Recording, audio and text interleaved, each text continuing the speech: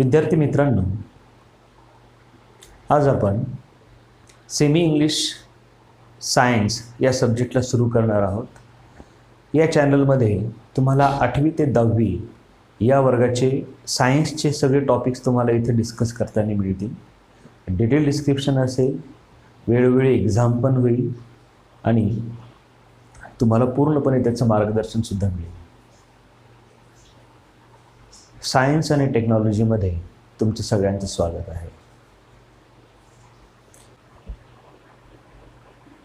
विद्यार्थी मित्रांनो, आज आपण 10वीचा पहिला जो टॉपिक आहे तो आजपासून आपण सुरू करू. पहिला टॉपिक म्हणजे आपल्या या सिरीजमधला पहिला टॉपिक आहे हा.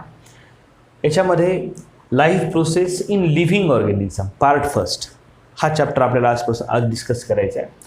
हा चॅप्टर 4 वेगवेगळ्या पार्टमध्ये त्यांनी डिस्क्राईब केलेला आहे. 4 पॉईंट्स कोणते आहेत? पहिला पॉईंट आहे living organism and life process. दुसरा पॉईंट आहे living organism and energy production. Life process आणि दुसरा आहे एनर्जी प्रोडक्शन. तिसरा आहे some nutrients and energy efficiency, है ना. आणि चौथा जो पॉईंट आहे तो आहे सेल डिव्हिजन.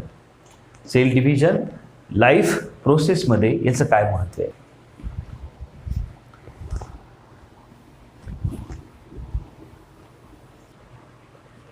जी पहिली प्रोसेस आहे ती आहे डायजेशन.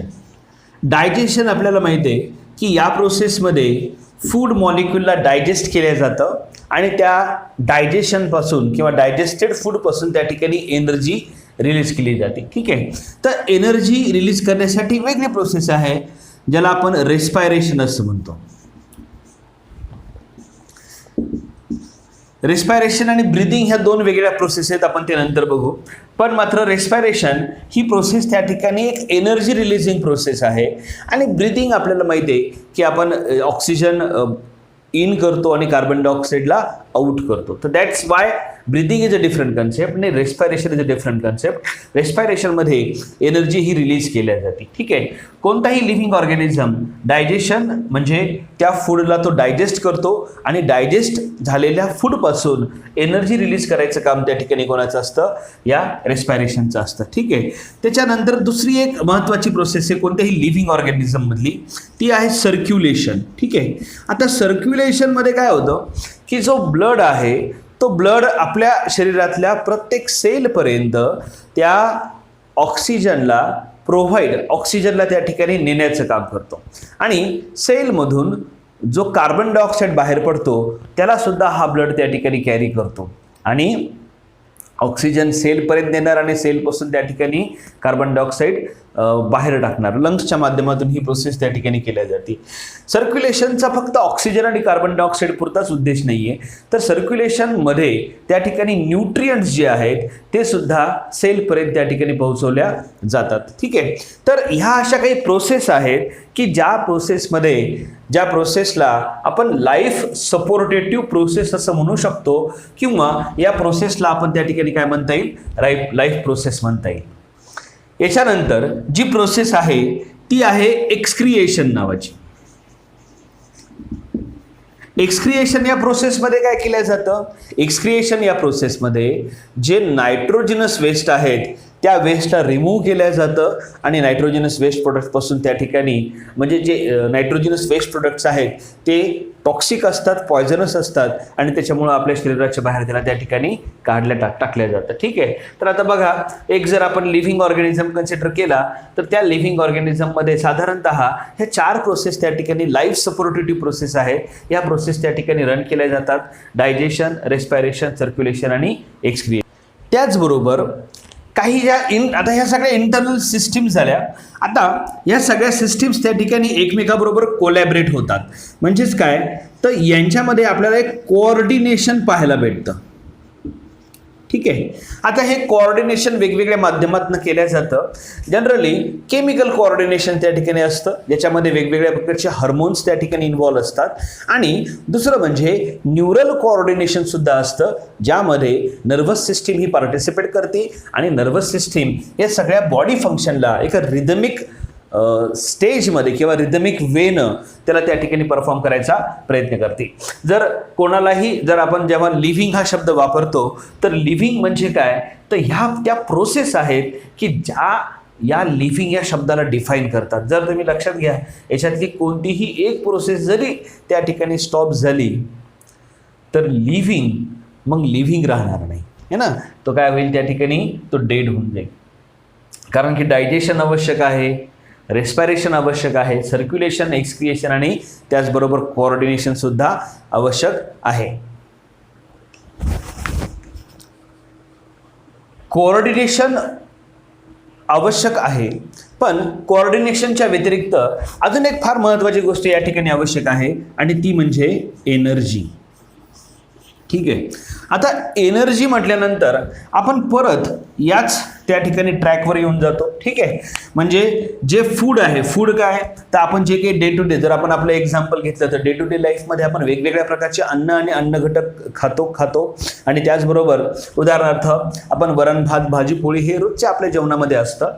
पण या वरण भात भाजी पोळीमध्ये आपल्याला काय मिळतं, तर आपल्याला मिळतं त्या ठिकाणी कार्बोहायड्रेट्स, त्यानंतर आपल्याला मिळतात प्रोटीन्स, फॅट्स, व्हायटॅमिन्स, लिपिड्स, वेगवेगळ्या प्रकारचे मिनरल्स. तर हे सगळं आपल्याला कुठून मिळतं, तर त्याचा एकमेव सोर्स काय असेल, तर तो आहे त्या ठिकाणी फूड. ठीक आहे. मग आता या फूडला डायजेस्टिव्ह सिस्टीम काय करणार, डायजेस्ट करणार. डायजेशनमध्ये काय होतं की त्या फूडमध्ये असणारे हे सगळे घटक एकमेकापासून वेगळे केल्या जातात, सेपरेट केल्या जातात. ठीक आहे. आपण त्याच प्रोसेसला त्या ठिकाणी डायजेशन असं म्हणतो. मग आता सेपरेट केल्यानंतर जे एनर्जी देणारे प्रोडक्ट आहे, जसं की कार्बोहायड्रेट, प्रोटीन्स आहे, फॅट आहे, तर या प्रोडक्टला रेस्पिरेशन या प्रोसेसमध्ये त्या ठिकाणी वापरल्या जातं आणि त्याच्यापासून त्या ठिकाणी एनर्जी किंवा जे एनर्जीयुक्त पदार्थ आहेत सोपे ते त्याला त्या ठिकाणी रिलीज केले जातात. उदाहरणार्थ जी काही बायोलॉजिकल फॉर्म ऑफ एनर्जी आहे, that is what called as the adenosine triphosphate, ज्याला आपण ॲब्रिव्हिएट करतो त्या ठिकाणी ATP असं म्हणून. ठीक आहे. ATP म्हणजे काय, तर ॲडेनोसाईन ट्रायफॉस्फेट. ठीक आहे. तर हा जो ATP आहे रेस्पिरेशनमधून त्या ठिकाणी रिलीज केला जातो. आता रेस्पिरेशन नंतर त्या ठिकाणी नेक्स्ट कोणती प्रोसेस असेल तर ती आहे सर्क्युलेशन. सर्क्युलेशनमध्ये काय केलं जातं की हे जे काही इसेन्शियल सबस्टन्स आहेत, जे डायजेशनमध्ये त्या ठिकाणी एकमेकापासून सेपरेट झाले, जे एकत्रपणे कुठं सापडत होते तर फूडमध्ये सापडत होते. सर्क्युलेशन त्या ठिकाणी काय करतं की या प्रत्येक सबस्टन्सला त्या ठिकाणी नेऊन पोहोचवतो की जिथं त्याची गरज आहे. ठीक आहे. उदाहरणार्थ जर एखाद्या सेलला कार्बोहायड्रेटची गरज असेल तर त्या कार्बोहायड्रेटला सेलपर्यंत पोहोचवण्याचं काम कोणाचं असतं, या सर्क्युलेटरी सिस्टीमचं असतं. तसंच प्रोटीन, फॅट्स, विटॅमिन्स, लिपिड किंवा मिनरल्सचं आहे. ठीक आहे. तर ह्या सर्क्युलेशन या सिस्टीमच्या मदतीने हे जे काही बाकीचे जे सबस्टन्स आहेत हे ट्रान्सपोर्ट केले जातात. ठीक आहे. जसं मी तुम्हाला सांगितलं, एक्सक्रिएशन ही एक बायोलॉजिकल प्रोसेस आहे ज्याच्यामध्ये नायट्रोजिनस सबस्टन्स हे रिमूव्ह केल्या जातात, काढून टाकल्या जातात. ठीक आहे. आता होतंय काय की डायजेशन असेल किंवा रेस्पिरेशन असेल, या बायोकेमिकल प्रोसेसमधून काही नायट्रोजनस सबस्टन्स हे रिमूव्ह होतात, काढल्या जातात आणि त्या नायट्रोजनस सबस्टन्सला आपल्या शरीराच्या बाहेर काढून टाकण्यासाठी ही फारच महत्त्वाची प्रोसेस म्हणजेच एक्सक्रिएशन त्या ठिकाणी केल्या जाते. म्हणजे आता तुम्ही असं गृहीत धरा की बाबा रे, एक्सक्रिएशन म्हणजे काय असं जर कोणी विचारलं तर त्याचा अर्थ म्हणजे ती आपल्या बॉडीची एक फिल्ट्रेशन सिस्टीम आहे. फिल्ट्रेशन सिस्टीम म्हणजे काय, ती अक्षरशः आपल्या रक्ताचा एक ना एक थेंब, एक ना एक कण ही फिल्टर करती आणि त्या रक्तामधनं जेवढे विषारी सबस्टन्स आहेत ते सगळे त्या ठिकाणी काढून टाकल्या जातात. ठीक आहे. तर this is what called as the excretion. आता आपण या प्रोसेसमध्ये पुढचा एक टप्पा बघू, एनर्जी प्रोडक्शनचा. कोणत्याही लिव्हिंग ऑर्गॅनिझममध्ये, मग तो प्लॅन्ट असो किंवा ॲनिमल असो, त्याला सर्व्हाइव्ह करण्यासाठी कशाची गरज लागते, तर ती लागते त्या ठिकाणी एनर्जीची. ठीक आहे. मग अशीच मी तुम्हाला सांगितलं की एनर्जी म्हणजे काय, तर जी biological usable form of energy आहे तिचं नाव आहे ॲडेनोसाईन ट्रायफॉस्फेट म्हणजेच ATP. ठीक आहे. आता हा जो ATP मॉलिक्युल आहे हा नेमका कसा तयार केला जातो? ठीक आहे. तर या प्रोसेसला रन करण्यासाठी जर आपण एका सिंगल सेलचा विचार केला की how one single cell generate the ATP, ती एक ATP मॉलिक्युल कसं तयार करते? ठीक आहे. तर याच्यासाठी कोणत्याही सेलमध्ये एक प्रॉपर मेकॅनिझम त्या ठिकाणी रन केलं जातं. तुम्ही लक्षात घ्या, समजा आता हा एक सिंगल सेल आहे. ठीक आहे.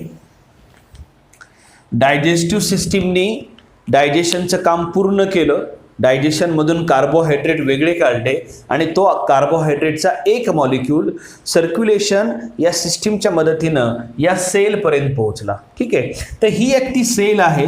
या सेलमध्ये हा मध्यभागी असेल न्यूक्लियस आणि आजूबाजूला त्या ठिकाणी सायटोप्लाझम असेल आणि सायटोप्लाझममध्ये वेगवेगळ्या प्रकारचे सेल ऑर्गनेल सुद्धा असतील. ठीक आहे. तर आपला हा आता कार्बोहायड्रेट, हा कार्बोहायड्रेट कुठं आहे? हा त्या ठिकाणी कुठे आला तर तो सेलच्या जवळ आला आणि तो सेलच्या मध्ये एंटर झाला.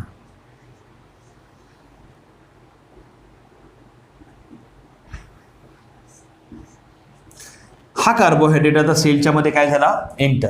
आता जेव्हा कार्बोहायड्रेट हा सेलच्या मध्ये एंटर होतो, आपल्याला माहिती आहे की कार्बोहायड्रेट हा खूप मोठा मॉलिक्यूल आहे. मोठा मॉलिक्यूल म्हणजे कसा? कार्बोहायड्रेटचा केमिकल फॉर्म्युला आहे C6H12O6. हा कार्बोहायड्रेट जेव्हा या सेलच्या सायटोप्लाझममध्ये एंटर होतो तेव्हा त्या कार्बोहायड्रेटमध्ये ब्रेकिंग त्या ठिकाणी सुरू होती. काय सुरू होती? ब्रेकिंग. आता ब्रेकिंग ऑफ कार्बोहायड्रेट किंवा ग्लुकोज, आता इथं आपण कार्बोहायड्रेट म्हणून काय घेतलं? त्या ठिकाणी ग्लुकोज घेतलं. ठीक आहे. तर ग्लुकोज मॉलिक्यूलच्या याच ब्रेकिंगला, ठीक आहे, त्या ठिकाणी ब्रेकिंग म्हणजेच त्याला तुम्ही स्प्लिटिंग सुद्धा म्हणू शकता. स्प्लिटिंग म्हणजे तुकडे होणे. तर या प्रोसेसलाच त्या ठिकाणी ग्लाय हा शब्द कशापासून आला? ग्लुकोज पासून आला है ना. आणि स्प्लिटिंग किंवा ब्रेकिंग या शब्दापासून आला लिसिस. ठीक आहे. तर हा शब्द आहे ग्लायको आला ग्लुकोज पासून आणि लिसिस हा जो शब्द आहे हा आला या स्प्लिटिंग पासून. ठीक आहे. तर अशा दोन प्रोसेसला किंवा अशा दोन शब्दाला मिळून या ठिकाणी एक शब्द तयार झाला ग्लायकोलिसिस नावाचा. तर ग्लायकोलिसिस ही पहिली प्रोसेस आहे की ज्या प्रोसेसमध्ये एनर्जी प्रोडक्शन ही सुरू केल्या जातं. एनर्जी प्रोडक्शन काय होतं? त्या ठिकाणी सुरू केल्या जातं. ठीक आहे. तर तुम्ही लक्षात घ्या की कार्बोहायड्रेट जेव्हा सेलमध्ये किंवा सायटोप्लाझममध्ये एंटर होतो, that carbohydrate follow the process called as the glycolysis. मग आता असं जर कोणी विचारलं की बाबा रे ग्लायकोलिसिस म्हणजे काय? खूप सोपं उत्तर आहे. एका वाक्यामध्ये तुम्ही देऊ शकता, it is the splitting of glucose molecule in the cytoplasm of the cell. ठीक आहे. मग आता हा सायटोप्लाझम, सेलचा हा सायटोप्लाझम प्लॅन्ट असू द्या किंवा ॲनिमल असू द्या, सायटोप्लाझम प्लॅन्ट आणि ॲनिमल सेलमध्ये दोन्हीमध्ये आहे. आणि त्याच्यामध्ये जेव्हा हा कार्बोहायड्रेट एंटर होतो त्यावेळेस त्याचं पहिलं काम काय असेल? It follow the glycolysis. ग्लायकोलिसिसला तो फॉलो करतो. म्हणजे तो जो कार्बोहायड्रेट आहे, तो जो ग्लुकोज मॉलिक्यूल आहे, तो स्टेप वाईज मॅनरने ब्रेक होतो. ठीक आहे. ब्रेक कसा होतो? तर तो इक्वल अमाऊंट ऑफ ब्रेक होतो. म्हणजे तो दोन समान भागामध्ये ब्रेक होतो. आणि ग्लायकोलिसिस या प्रोसेसमधून आपल्याला एक अत्यंत महत्त्वाचा केमिकल त्या ठिकाणी मिळतो ज्याचं नाव आहे पायरुविक ॲसिड. काय नाव आहे याचं? Pyruvic acid. ठीक आहे. आता असं जर कुठं असेल तर हा जो IC ॲसिड हा जो शब्द आहे, तुम्ही लक्ष द्या इकडे, या ठिकाणी आपण या IC ॲसिडला एक शब्द त्या ठिकाणी टाकू शकतो ATE. काय नाव आहे? ATE. मग आता या पायरुविक ॲसिडमध्ये आपण परत घेऊ PYRUV. आता IC ॲसिडच्या ऐवजी आपल्याला काय घ्यायचं? हे पायरुवेट. ठीक आहे. तर तो एकच झाला. म्हणजे ग्लायकोलिसिसमधून जेव्हा ग्लुकोज मॉलिक्यूल स्प्लिट होणार आपल्याला काय मिळणार? त्या ठिकाणी पायरुवेट मिळणार. ठीक आहे. ही प्रोसेस आहे. या प्रोसेसला आपण त्या ठिकाणी काय म्हणतो? तर ग्लायकोलिसिस म्हणतो. आता ग्लायकोलिसिसमध्ये दुसरं महत्त्वाचं कोणतं आहे? तर जेव्हा ग्लुकोज मॉलिक्यूल स्प्लिट झाल्यानंतर पहिला प्रोडक्ट आपल्याला काय मिळणार, तर मी इथे लिहितो पायरुवेट किंवा पायरुविक ॲसिड, एकच झालं. त्यानंतर वॉटर मिळतं, काय मिळतं त्या ठिकाणी, वॉटर मिळतो. पण त्याच्यानंतर त्या ठिकाणी मिळतात ATP मॉलिक्युल्स आणि त्याचबरोबर NADP. ठीक आहे.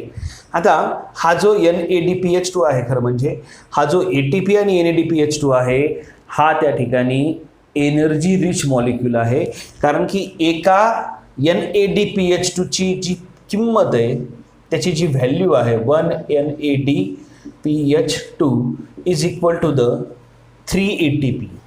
ठीक आहे. तर ATP is the energy source है ना, तो त्या ठिकाणी काय झाला, एनर्जीचा सोर्स झाला. पण जर एक आपण NADPH2चं जर आपण त्या ठिकाणी एक व्हॅल्यू जर काढायला गेलो तर 1 NADPH2 is equal to the 3 ATP. ही गोष्ट तुम्ही लक्षात घ्या. ठीक आहे.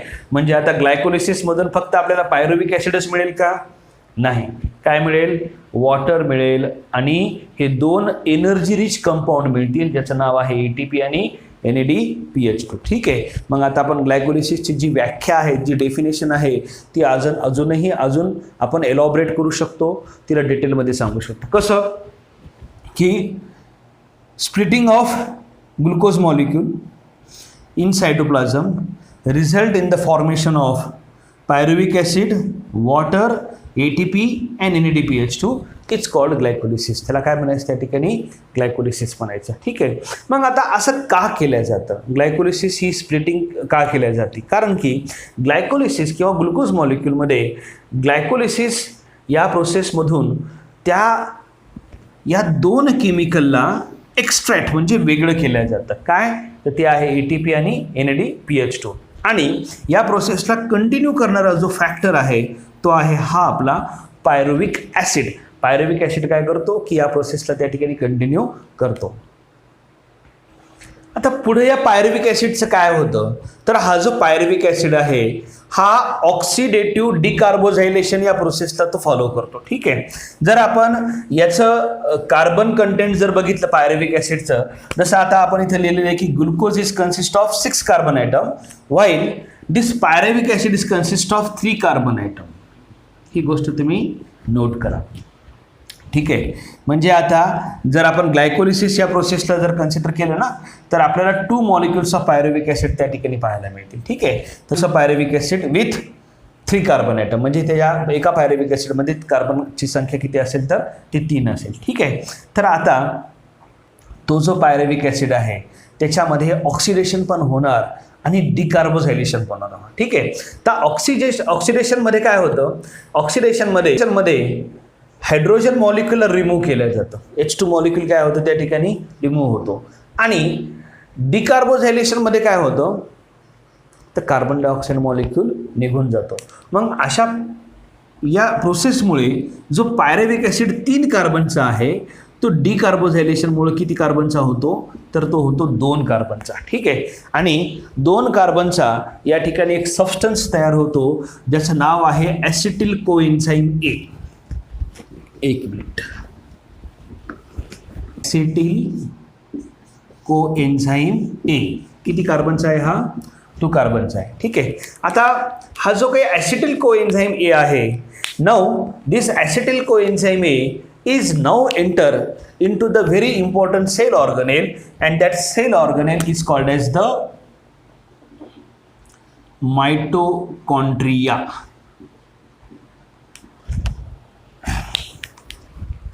मग आता हा माइटोकॉन्ड्रिया नावाचा सेल ऑर्गेनेल कसा असेल, पेज नंबर 14 वर तुम्हाला त्याची फिगर त्या ठिकाणी पाहायला मिळेल. आता हा एक नॉर्मल सेल ऑर्गेनेल कोणत्याही सेलमध्ये सापडतो आपल्याला, प्लॅन्ट आणि ॲनिमल सेलमध्ये हा कॉमनली त्या ठिकाणी असतो, कारण की प्रत्येक सेलला एनर्जीची गरज लागते. ठीक आहे. तर याची फिगरसुद्धा काढणं खूप सोपं आहे. बघा, आता मी जी काढली ती आउटर मेम्ब्रेन आहे खरं म्हणजे, तर ही झाली त्याची इन्नर मेम्ब्रेन.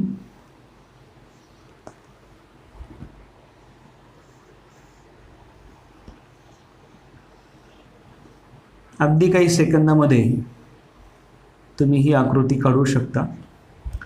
ठीक आहे. आता आपला हा जो ॲसिटिल कोएन्झाईम ए आहे, this is now try to enter in to the mitochondria.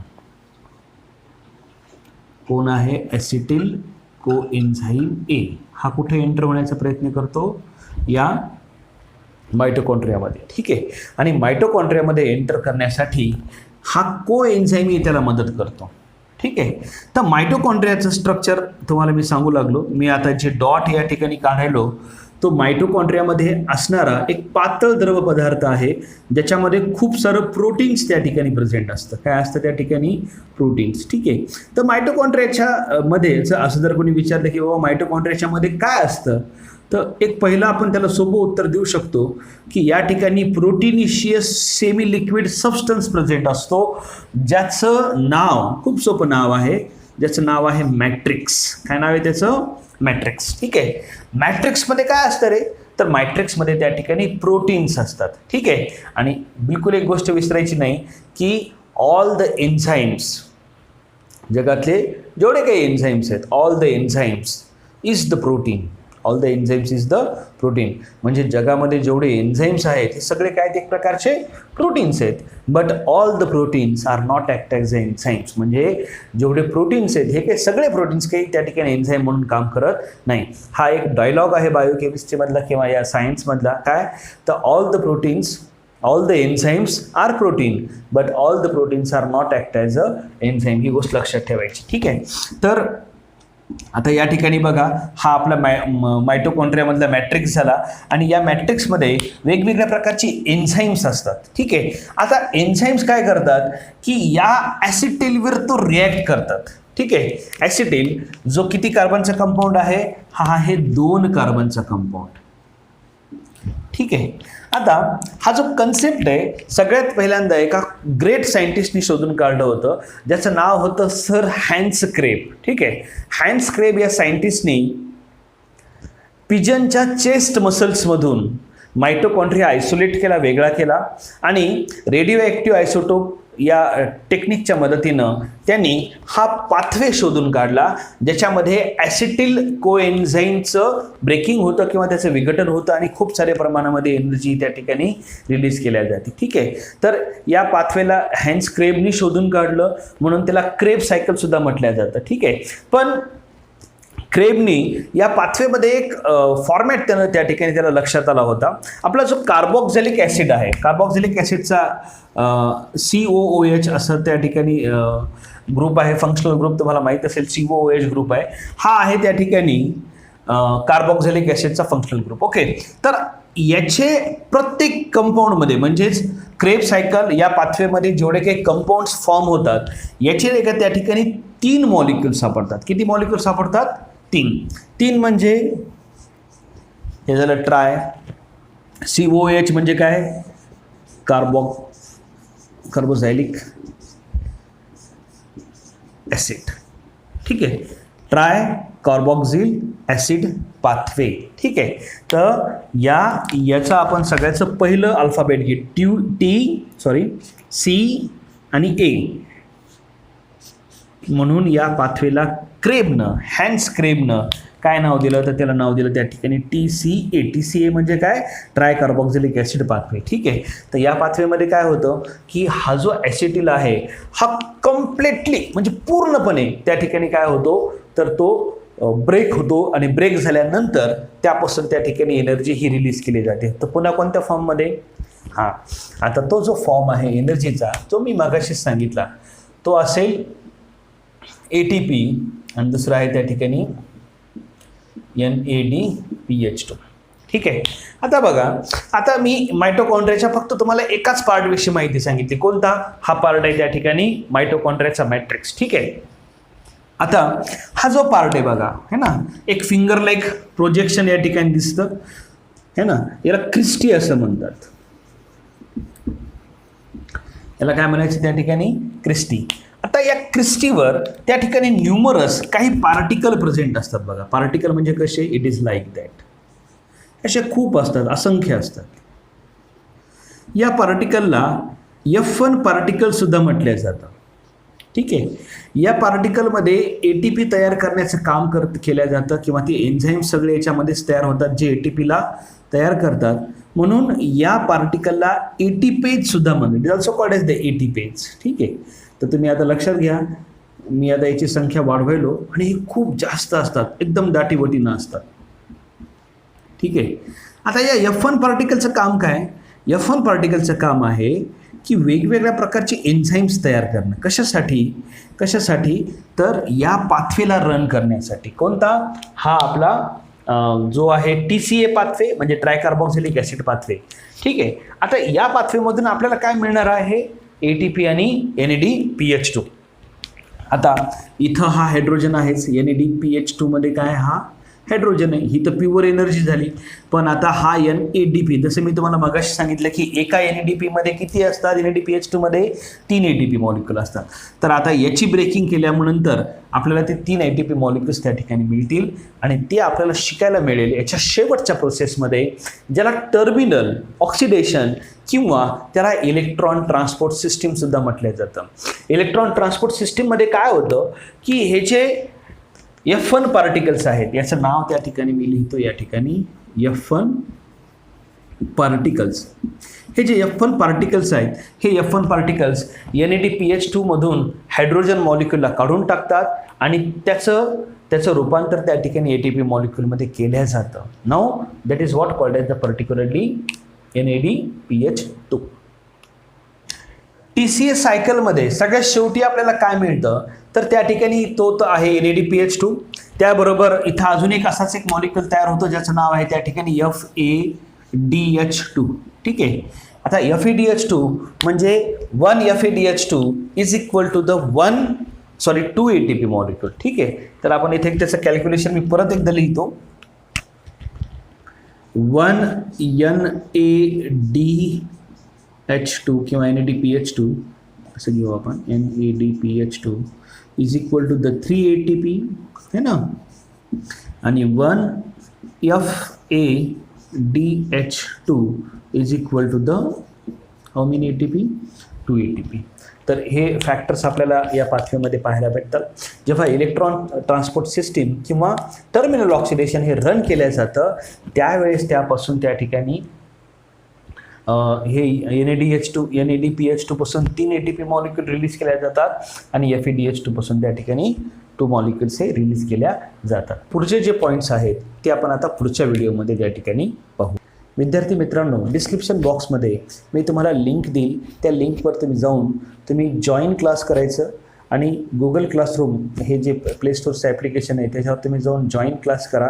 त्या क्लासला जॉईन व्हा, जेणेकरून याच चॅप्टरवरचे काही क्वेश्चन्स आहेत किंवा काही तुमच्या काही अडचणी असतील तर तुम्ही मला त्या ठिकाणी त्या क्लासवर त्या ठिकाणी सजेस्ट करू शकता.